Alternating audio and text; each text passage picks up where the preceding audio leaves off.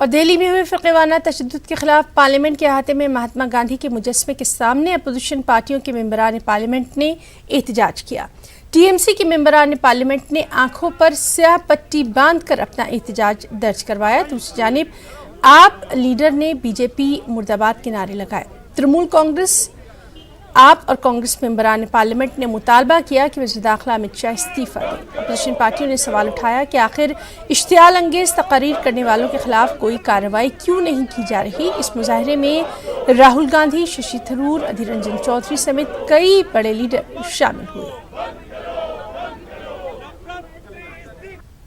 बात है कि दिल्ली में जो कुछ हो उसके ऊपर चर्चा हो जाए। दूसरी बात मांग ये भी है कि हमें किसी न किसी की जिम्मेदारी है, क्योंकि ये दिल्ली तो केंद्र सरकार के नीचे आती है, लॉ एंड ऑर्डर। यहाँ दूसरे ऐसे जो हिंसा के ऐसे इंसिडेंट्स दुर्घटना हुए हैं, सरकार ने कहा था कि राज्य सरकार से पूछिए, उनकी जिम्मेदारी है। अब तो किसकी जिम्मेदारी है? गृह मंत्री का। इसलिए हम चाहते हैं कि गृह मंत्री भी इस्तीफा दे दें और अंत में हम चाहते हैं कि प्रधानमंत्री पार्लियामेंट में आके जवाब दे दें कि क्या हो रहा है, क्या जिम्मेदारी। वो अब तक इस विषय पे 56 लोग के देहांत हो गए हैं।